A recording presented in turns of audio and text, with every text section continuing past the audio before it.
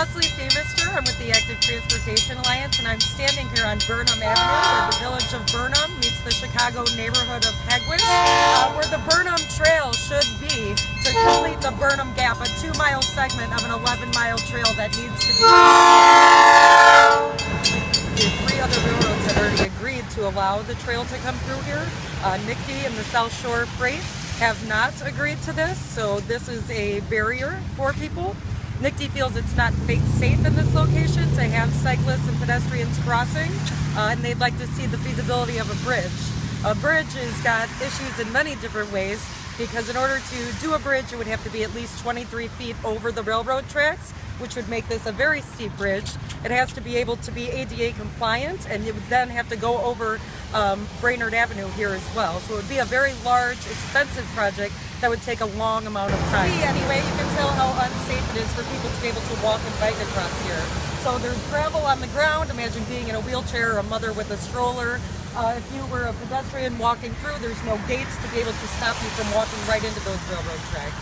So closing this gap, the infrastructure that would be put in place is a 6-foot wide side path where you would be able to have bicycles and pedestrians with each other. There would also be gravel on each side so that it would be impossible to be able to go and avert from that and get onto the roadway to also cross the tracks that way.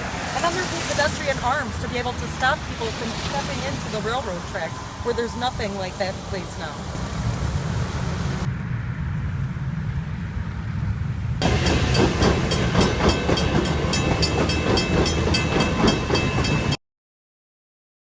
My name is Mike Nolan. I'm the General Manager of the Northern Indiana Commuter Transportation District, and I'm here today to talk about the issue that's developed in Burnham, Illinois, surrounding a proposed bike crossing at the intersection of Brainard and Burnham Avenue.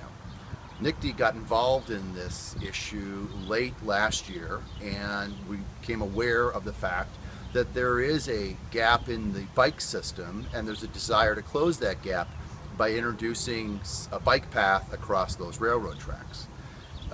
And while we are very pro-bike and we want to see the bike paths expanded, we're also very concerned about safety issues. And the crossing there at Burnham is unique to the type of crossings that we have in our system. It is a crossing that's at an obtuse angle. It crosses not only our tracks, but adjacent to our tracks 50 feet away are the tracks of the Norfolk Southern Railway. So you don't have your typical situation where you're only going across one set of tracks at a perpendicular angle. Because of that, we believe that the issue should be examined from the safety issue and look at whether or not a bike flyover, pedestrian flyover is possible.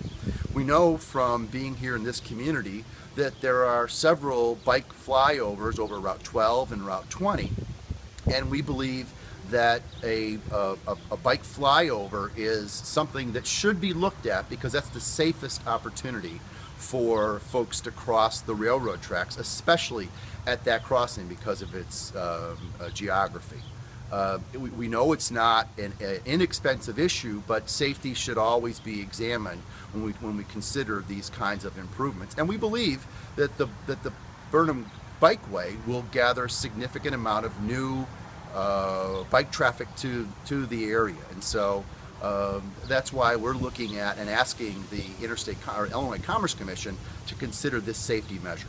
The Active Transportation Alliance brings up 2 issues with that. They bring up first the expense of a bridge, but also they say the other 2 railroads, the freight railroads that are right nearby, have signed off on this and the South Shore hasn't. Well, what I would say is, number one, our freight partner on this line, the Chicago South Shore and South Bend Freight, is one of those freight carriers, and they stand with us on that issue.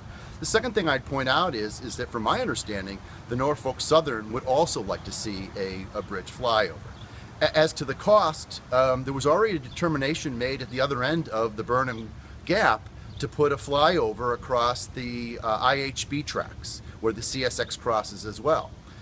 This intersection of our trains, where we have high-speed commuter trains, we have the Chicago South Shore Freight operations, you have the through Norfolk Southern trains, and you have yard operations, is equally, if not more, congested in that area. So if a bike bridge is appropriate in that area, why shouldn't we consider one at this area?